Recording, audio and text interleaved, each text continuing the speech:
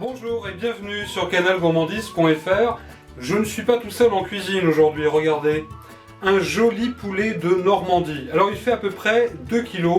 Et attention, c'est du vrai poulet. Celui-ci a couru, a gambadé dans la campagne, dans la Normandie profonde. Il a picoré des petits vers, les petits brins d'herbe, plusieurs semaines à courir, à gambader.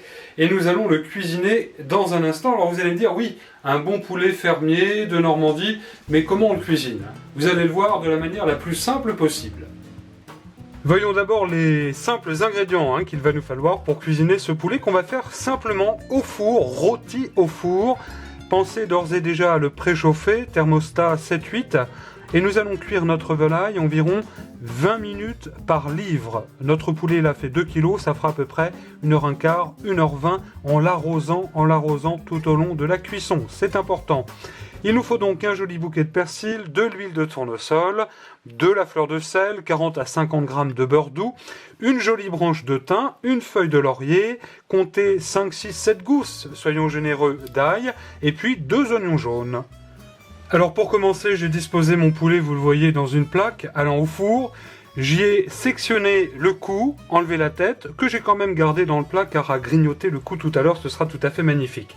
Alors comment le préparer? C'est très simple. À l'aide d'un pinceau, vous allez badigeonner comme il se doit votre poulet partout, sur toutes les faces, un peu partout. Voilà, comme ceci, et généreusement d'huile.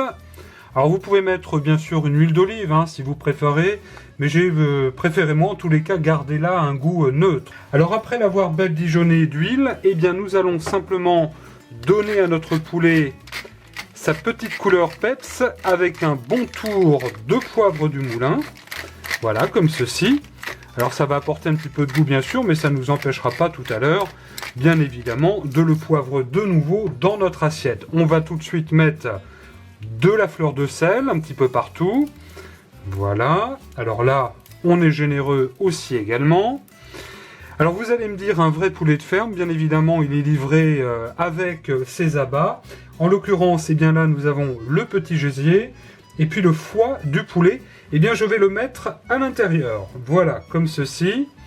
Je vais tourner la volaille de manière à ce que vous puissiez voir un petit peu comment ça se passe, puisque maintenant, eh bien, nous allons le garnir de manière à ce qu'il vienne, bien sûr, se parfumer tout à l'heure à la cuisson. Nous allons le garnir, donc, comme je vous l'ai montré, du foie, mais aussi du gésier. On va y mettre, comme ceci en entier, notre bouquet de persil. Voilà.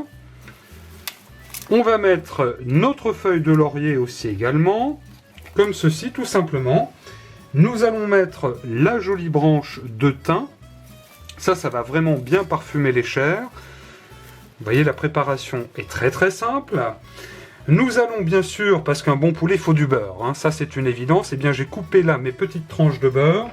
Je vais venir les disposer de part et d'autre de notre gallinacé. Un joli poulet de Normandie qui va ressortir du four tout à l'heure bien grillé. Alors le beurre va donner du goût, mais ça nous fera aussi également bien sûr de la sauce. Tiens, on va en mettre aussi un petit morceau comme ceci à l'intérieur, ça donnera du goût à l'intérieur de notre poulet.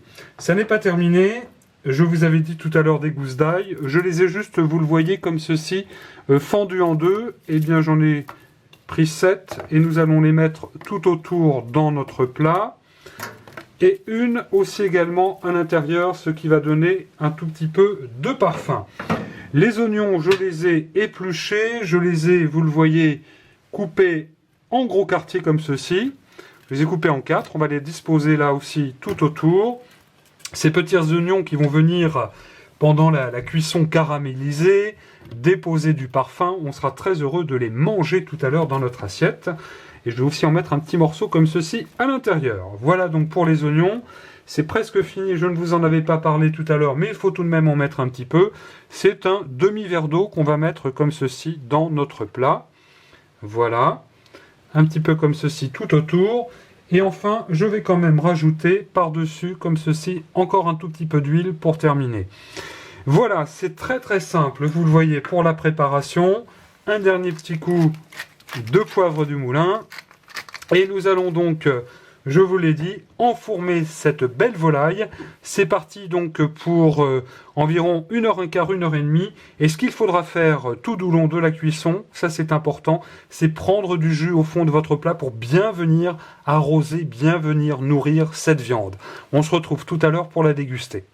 Et voici notre star qui sort du four. Regardez comme ce poulet merveilleusement bien grillé, bien cuit.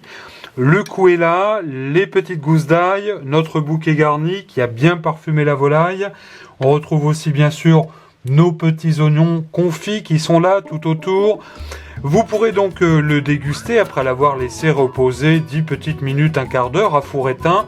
Il sera vraiment encore meilleur. Il ne me reste plus qu'à vous souhaiter donc de vous régaler, de retrouver toutes nos recettes et nos astuces recettes sur canalgourmandise.fr. N'oubliez pas de vous abonner à notre chaîne YouTube Canal Gourmandise TV. Au revoir, régalez-vous et à bientôt.